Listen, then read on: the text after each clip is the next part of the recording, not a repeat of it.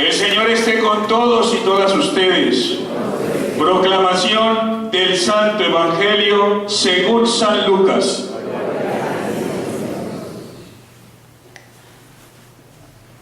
En aquel tiempo se acercaron a Jesús unos saduceos que niegan la resurrección y le preguntaron: Maestro, Moisés nos dejó escrito: si a uno se le muere su hermano dejando mujer, pero sin hijos, cásese con la viuda y dé descendencia a su hermano. Pues bien, había 7 hermanos. El primero se casó y murió sin hijos, y el segundo y el tercero se casaron con ella, y así los 7 murieron sin dejar hijos. Por último murió la mujer. Cuando llegue la resurrección, ¿de cuál de ellos será la mujer? Porque los 7 han estado casados con ella. Jesús les contestó: en esta vida hombres y mujeres se casan, pero los que sean juzgados dignos de la vida futura y de la resurrección de entre los muertos no se casarán, pues ya no pueden morir, son como ángeles, son hijos de Dios, porque participan en la resurrección. Y que resucitan los muertos, el mismo Moisés lo indica en el episodio de la zarza, cuando llama al Señor Dios de Abraham, Dios de Isaac, Dios de Jacob. No es Dios de muertos, sino de vivos, porque para Él todos están vivos. Palabra del Señor.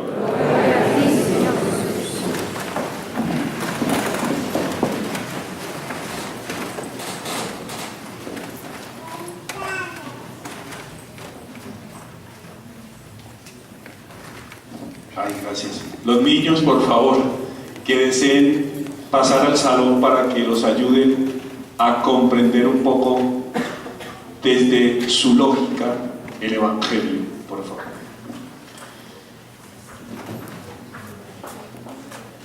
Yo creo que todos los que estamos aquí, en algún momento de nuestra vida nos ha impactado algo de alguien.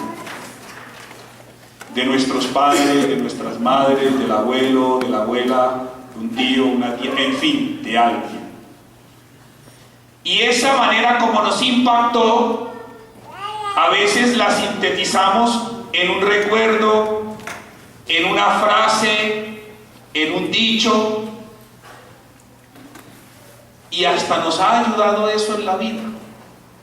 Por ejemplo, alguna frase, alguno que nos quiera compartir una frase que le haya impactado de su abuelo, su papá o de alguien.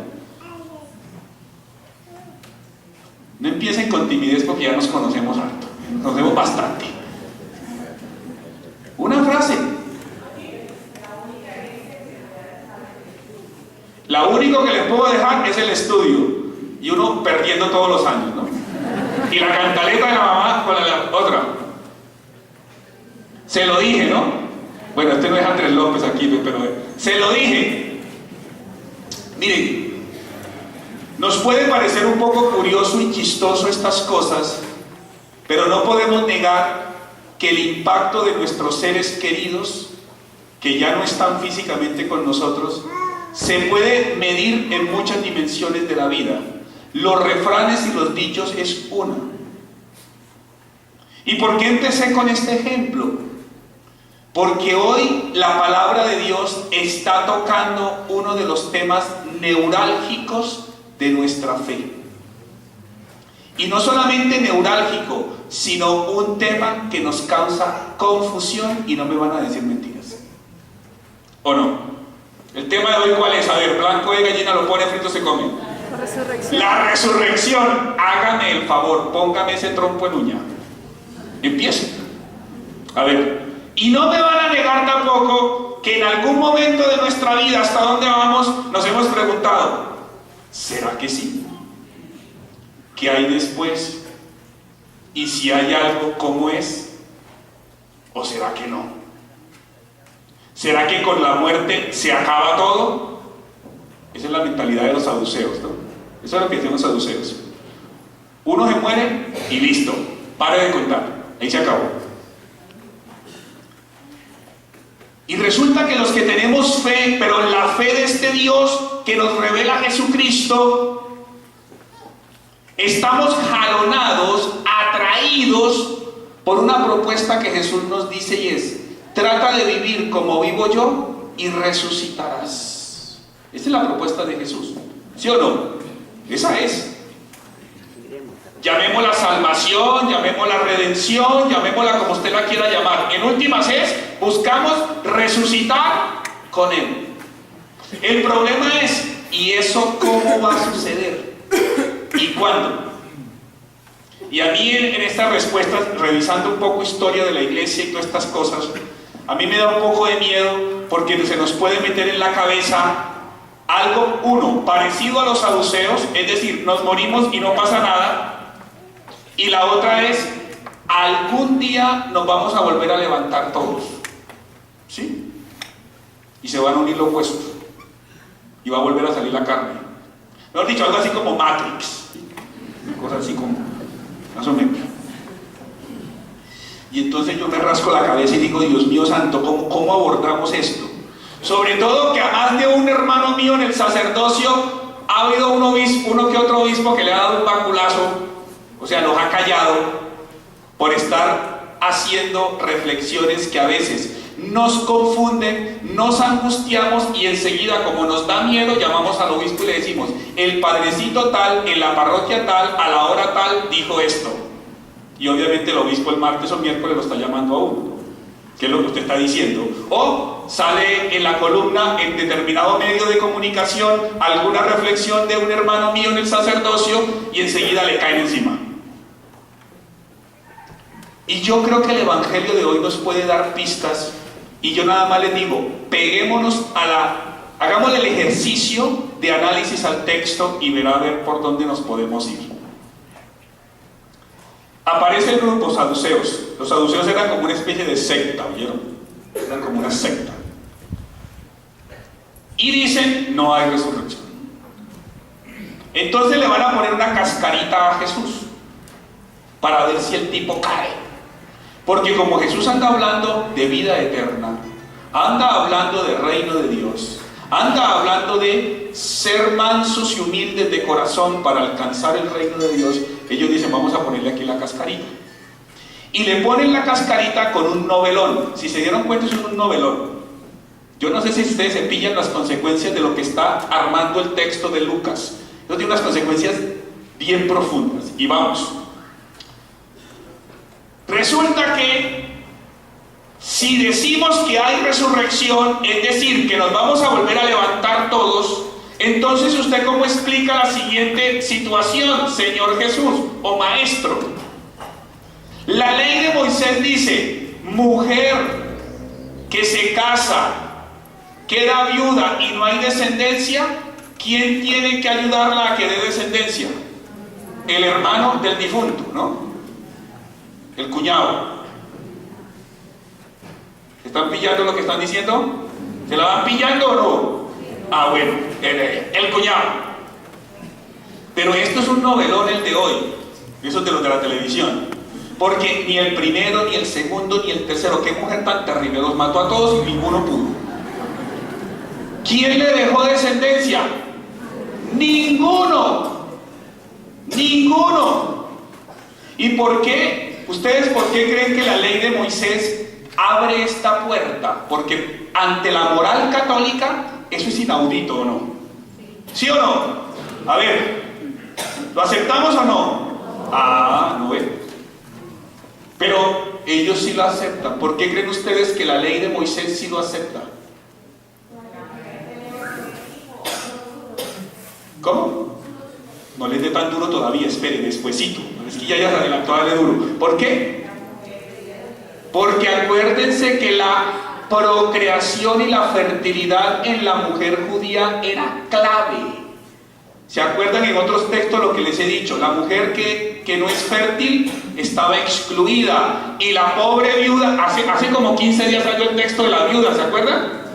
Las viudas y las mujeres no fértiles, las infértiles, les iba mal en la comunidad judía, porque para los judíos la fertilidad y la procreación son bendición de Dios. Es lo que garantiza que la comunidad se mantenga. Entonces, claro, la ley judía dice, como lo importante aquí es la procreación, creced y multiplicaos, entonces, si no pudo el primero y tiene hermanos, mijito, pasen a ver todos a ver cuál cae. A ver cuál, porque es que tenemos que salvar. ¿Saben qué estaba en juego ahí? El apellido de la familia estaba en juego. Y entonces, resulta que ninguno pudo. Si la resurrección existe, le dicen los saduceos, ¿cómo va a quedar esta pobre mujer? Imagínense ustedes esta mujer con ¿cuántos maridos? Háganme el favor. ¿Se imaginan el problemita que hay ahí? Además, automáticamente hay una violación de la norma ahí. Hay un pecado que se llama ¿qué? Adulterio. ¿Sí ven? O sea, mejor es que no resucite mi hija, porque resucite ya pecó. Claro, miren la lógica. Resucita. O sea, si creemos que se vuelve a levantar, los huesos y la carne le vuelven a salir, la mujer vuelve y separan los 7 maridos, ¿cómo va a ser esa mujer? ¿Cómo hace? Y automáticamente está en adulterio. Claro, porque resulta que la resurrección no la están entendiendo por donde es. A renglón seguido, ¿qué dice Jesús? Me vengo aquí al texto, porque cuando se tocan temas neurálgicos, mejor es al pie de la letra, para evitar problemas. Jesús les dice, en esta vida hombres y mujeres se casan, en esta. Si habla de esta, ¿qué quiere decir? ¿Que hay qué? Otra. Si esta hacen esto, quiere decir que hay otra. Bueno, ahí va. Pero los que sean juzgados dignos de la vida futura y de la resurrección de entre los muertos, ¿qué pasa? No se van a casar, pues ya no pueden vivir, son como ángeles. ¿Qué son los ángeles? ¿Seres qué? Espirituales. O sea, aparte de esta vida, hay una vida espiritual, que es la vida permanente. ¿En quién? En Dios. La resurrección es vivir permanentemente y eternamente ¿en quién? En Dios. Y eso se empieza a construir ¿desde cuándo? ¿Van a esperar para después? Ahora, aquí, ya. Recuerden el poema, en vida, hermano, en vida. Y miren los otros detalles que hay en el mismo texto. Son hijos de Dios porque participan en la resurrección. Y que resucitan los muertos, el mismo Moisés lo indica en el episodio de la zarza, cuando llama al Señor, ¿Dios de quién? Dios de Abraham, Dios de Isaac. Cuando Moisés dice eso, ¿los tres están vivos? Y entonces, ¿dónde están vivos Abraham, Isaac y Jacob? ¿Dónde? En el pueblo. Espiritualmente, eternamente Dios, pero ¿dónde se ve la vida de ellos? En la manera como el pueblo debe vivir, que es lo que Dios les transmitió a ellos, y ellos le transmiten ¿a quién? Al pueblo. Y aquí es donde viene el ejemplo con el que empezamos. Aquí es donde mantenemos vivos a nuestros seres queridos. Cuando el papá, la mamá decía, vea, no hay mucho dinero en nuestra familia, pero lo que sí le puedo dejar es la educación, estudie. Cuando le decía, usted llevado de su parecer, se lo advertí, aprenda. Y así podríamos aquí sacar una lista de dichos y refranes de nuestros viejos queridos. La resurrección, mis queridos hermanos y hermanas, es la vida por encima de la muerte. Y eso se construye aquí, en la medida en que nos amamos, nos comprendemos, somos bondadosos y bondadosas, tenemos solidaridad con el que lo necesita, trabajamos con transparencia, con honestidad y responsabilidad. Ahí se construye la resurrección. Y todos los días nosotros estamos resucitando. ¿Cuándo resucito yo? Cuando tengo la capacidad de comprender a otro que es distinto. Cuando tengo la capacidad de ser honesto ante una decisión. Cuando tengo la capacidad de asumir con responsabilidad la vida. Cuando me equivoco, reconozco que me equivoqué, pido disculpas y me corrijo. Eso es resurrección. Eso es resurrección. Y así vamos construyendo la resurrección a la vida eterna que todos viviremos cuando ya no estemos físicamente en este mundo. Y la gente con la que compartimos nos recuerde por el amor, por el cariño, por la entrega, por lo alegres que éramos, por lo entusiastas que éramos. Ahí está la resurrección. Eso es resucitar. Y es la última frase de la segunda lectura. La última frase de la segunda lectura, fíjense, de Pablo a los tesalonicenses. Que el Señor dirija vuestro corazón. Si el Señor te dirige tu corazón en este momento, estás experimentando la resurrección. Que el Señor dirija vuestro corazón para que amen a Dios y tengan la constancia de Cristo hasta el final, tratando de hacer lo que Dios me pide, que no es otra cosa que amarme, amar a los demás y entregarme a los demás. Ahí está la esencia. Ahí está eso que llamamos en el credo la resurrección de los muertos. Lo que pasa es que es una fórmula que tradicionalmente construye la iglesia y la explicitan así. Pero ahí está la esencia de nuestra vida. Y es mantenernos vivos siempre, porque Dios es un Dios de vivos y no de muertos. Fíjense un detalle muy curioso. Un detalle muy curioso.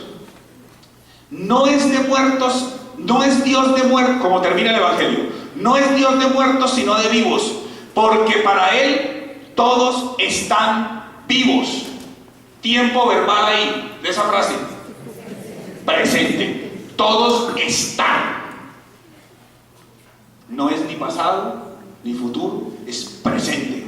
Todos están vivos.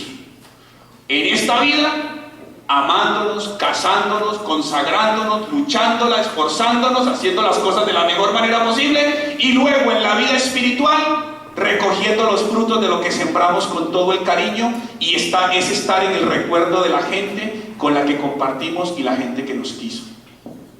Por eso es que muchas veces en reuniones familiares, ahora viene diciembre, que es cuando comenzamos a reunirnos en familia, nos volvemos a encontrar y muchas veces salen a relucir nuestros seres queridos que ya no están.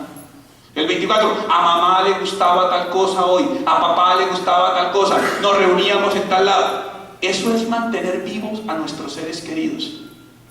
Y ahí tiene sentido el en vida, hermano, en vida, porque es aquí donde construimos esa experiencia de vivir siempre en Dios. Que esta semana nuestra oración sea preguntarnos delante de Dios si mi entrega día a día, mi cariño, mi amor, mi transparencia, mi honestidad, mi responsabilidad es efectiva, porque así estamos construyendo nuestra resurrección. Que así sea.